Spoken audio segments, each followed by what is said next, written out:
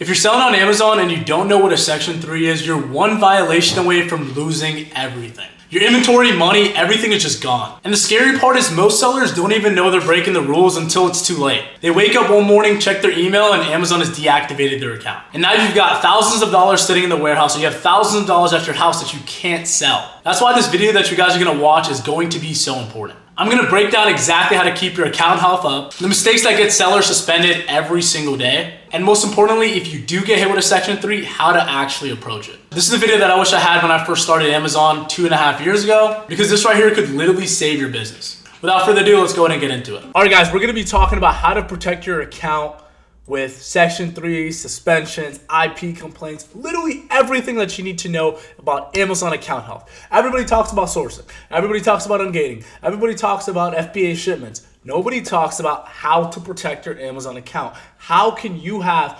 longevity as an Amazon seller in 2026? So you're doing this for 2027, 2028, 2029, and you're building leverage in your business. Because the more you sell, the more you separate yourself from somebody just starting.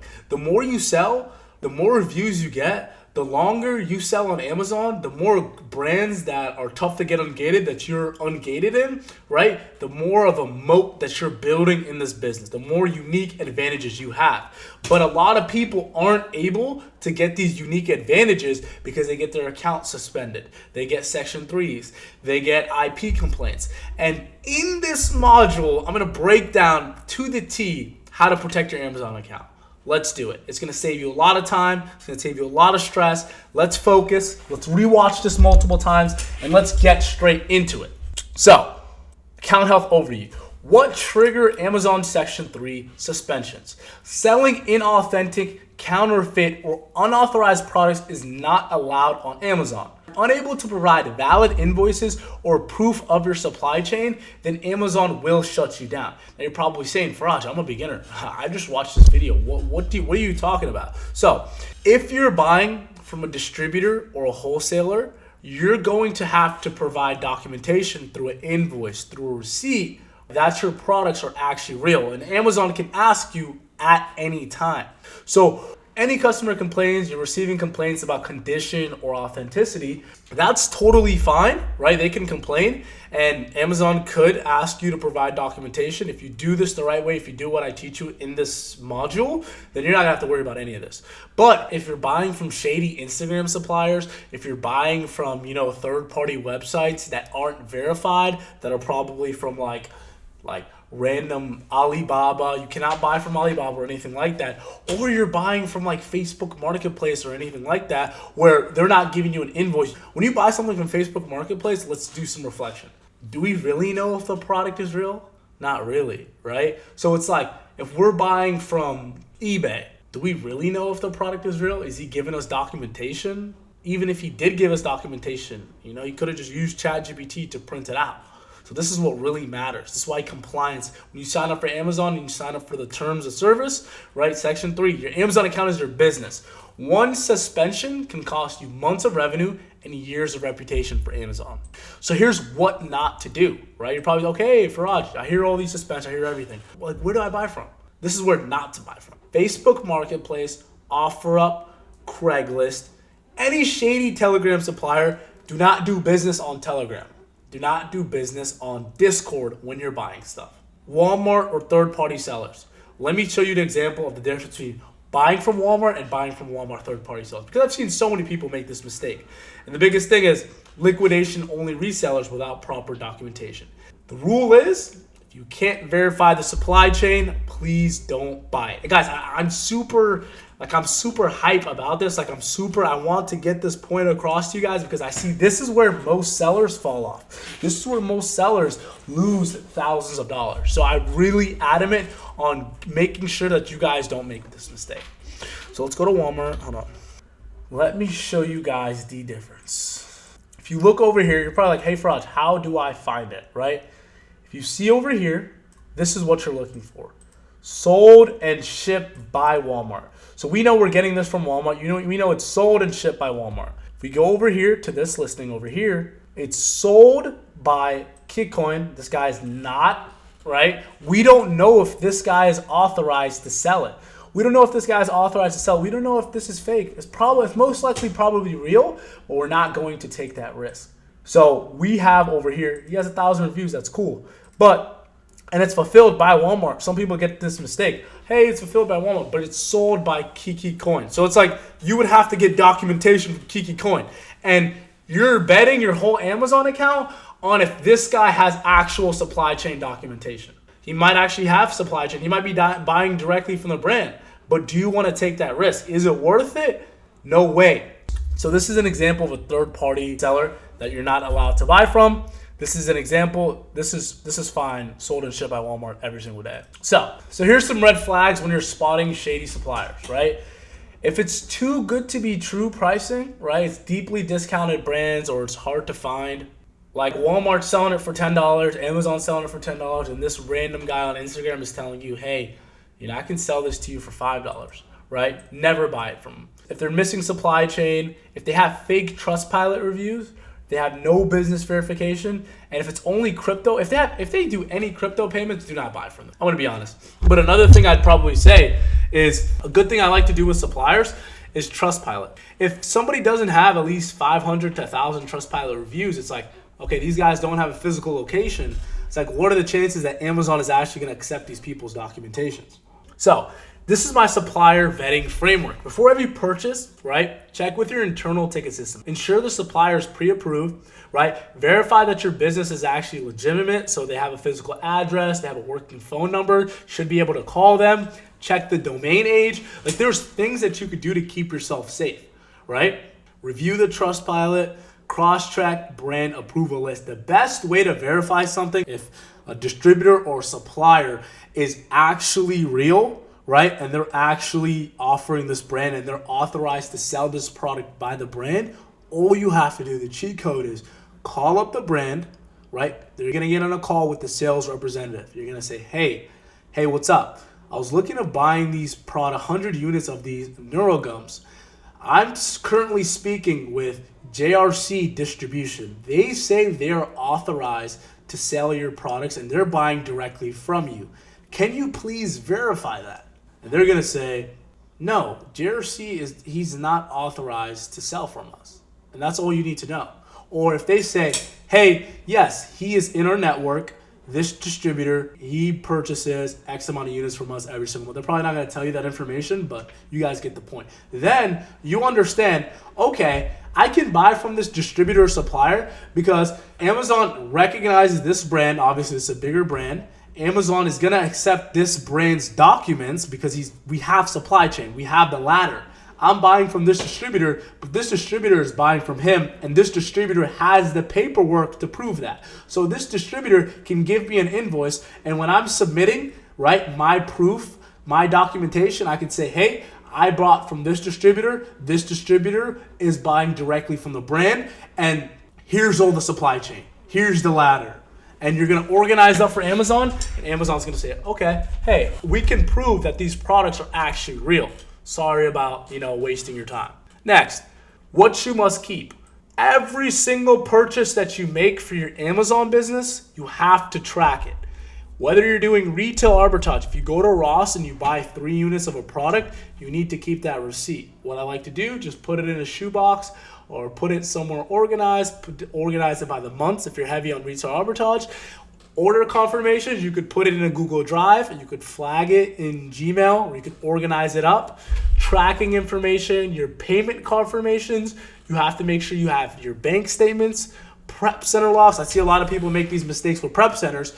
With a prep center, you're going to need like an agreement with them, right? So when you're signing up with a prep center, make sure you go out to me like, if Amazon asks me for proof of me working with you guys, could you guys give me, or could we sign an agreement right now just to prove that I'm working with you? Same thing with your virtual assistant.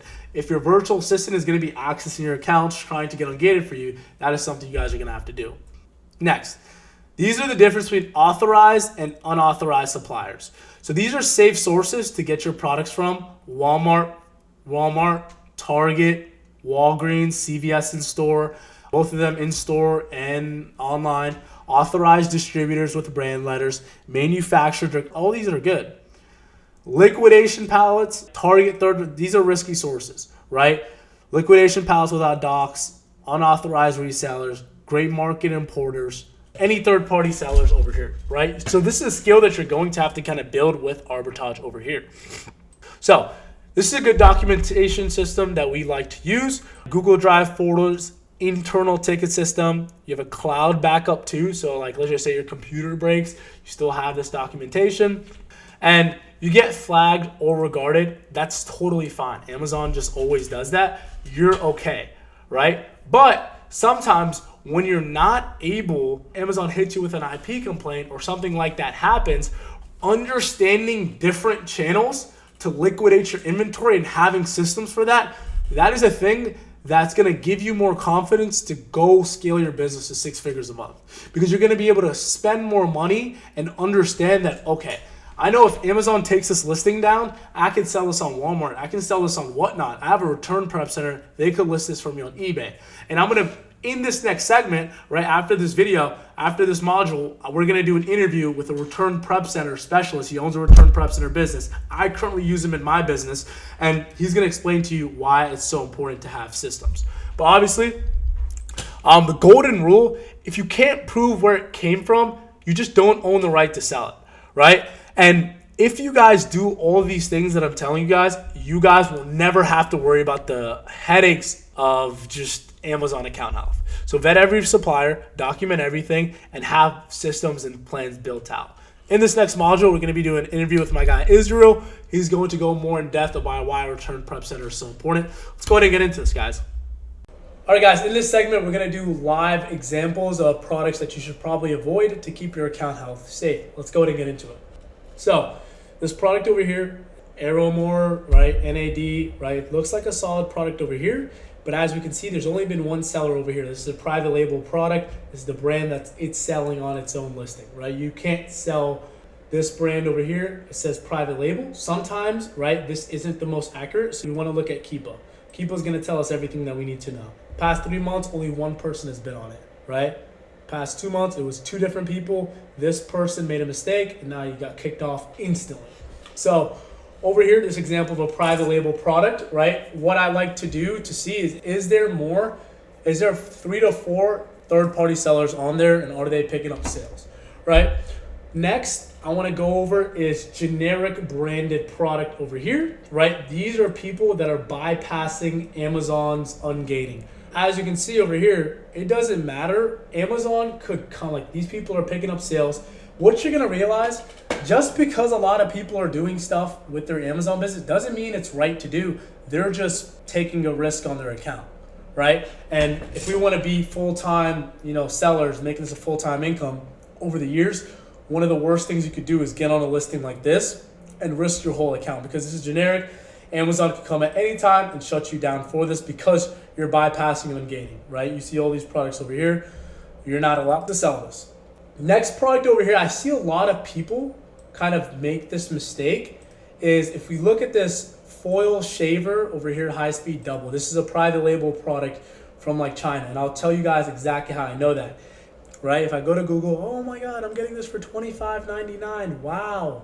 No, as you can see, this is somebody slapped their label onto it. This is Nogora electric shaver. So if you were to buy this, this is a double trouble, because if you were to buy this, this is a third-party seller over here. This is a third-party seller. So Amazon will not accept documentation from these people over here.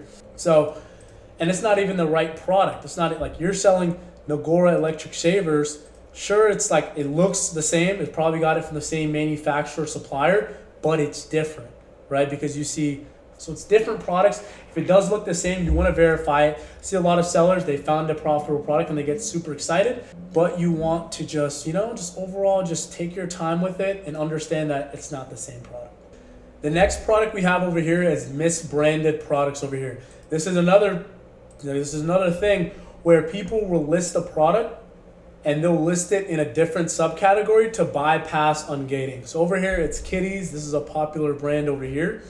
But as you can see, there's tons of newer sellers getting on this listing. These newer sellers aren't supposed to be selling this listing. They're supposed to be getting, invoices to actually sell this profitable listing. So a way to check if something is actually misbranded or not is all you would basically do is you check the brand over here. And as you can see, this is not Kitty's brand. This is just some random stuff. Like these are random brands, right? This isn't the Kitty brand. This is Universal. There's just so much random stuff over here. And that's the biggest way to see if something is misbranded. Now, this one is, I see a lot of beginners make this I mean, I don't blame people for making this mistake over here. Over here, we have our white collar thing. We have this product over here. We're getting it for $35.99. We're selling it for $61.99. 25% ROI, $9 profit. This is a good listing. Go to Google, right? A lot of people will try to buy it from Best Buy because they think, oh, Best Buy is a good supplier, right? It is, but it's sold by a third-party seller over here, right? So this is another example. Now, because these Target, Best Buy, these other people are following Amazon's lead, so you have to be a bit more careful, right? But if you do all of this stuff over here, oh, we have to talk about Instagram suppliers. We have to talk about the Instagram. This is the most important thing. Okay, guys, if you do all the things and we Instagram suppliers, these Instagram suppliers that are offering ASINs and everything, most of the times they're going to tell you they have documentation. Most of the times they're going to tell you that their invoices work. They could even get you ungated. I don't know how they do it, but they get you ungated, but they're not following Amazon's TOS. Amazon, as soon as Amazon knows that, those products aren't real, anybody offering, like suppliers are supposed to be hard to find. If you're seeing an Instagram ad, run away. If you're seeing somebody reach out saying, do you need products? Run in the other direction. I've seen so many people in my past 2.5 years in this space, I've seen so many people get their accounts shut down because they trusted one Instagram supplier, right? And if you guys you're not sure about something, DM me on Instagram at FaradsTooNice. I'd rather you guys DM me, ask that question, and get your account ruined. Because I've seen that happen for a lot of people. So do not buy anything from any Instagram supplier, any Telegram supplier, anything like that. If you see any of these ads, most of the times they're complete. Don't buy. All right, now we're going to talk about Section 3 specifically and how to beat it, whether your account's deactivated or whether you have a Section 3 warning. This is super important, so let's get into it. Before we, explain how to beat it, why it happens, we have to understand, what it actually is. A Section 3 complaint is Amazon's way of verifying that, your products are actually real. Maybe you got some complaints from some customers. Maybe, you sold from a fake supplier or you sold some product that you weren't supposed to sell. This is Amazon's way. They trigger it once they want to actually verify that your products are actually real. So these are common triggers for Section 3 complaints. Selling on listings that are misbranded. So these are listings that aren't sold by the brand itself, right? These are listings that are sold by, somebody that just made up the listing, right?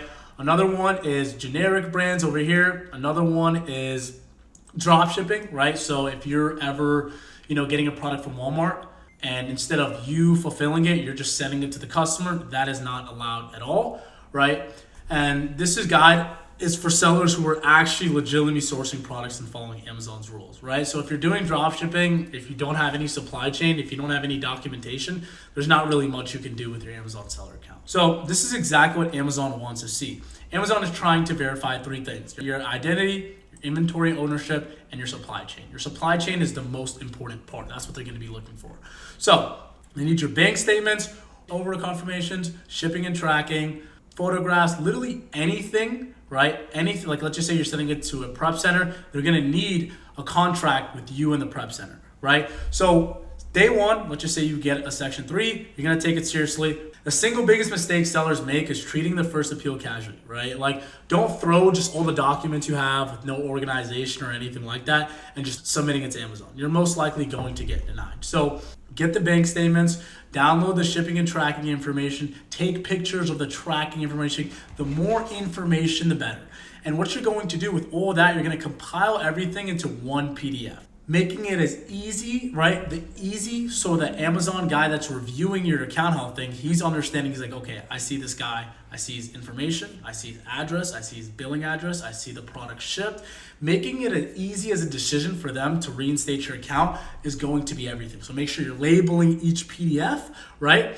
And doing everything you possibly can to make it as easy for the Amazon worker to actually reinstate you. So highlight everything they ask for and then submit one complete email, right? Don't send, multiple emails with bits and pieces of information. Each email you send counts as a separate appeal.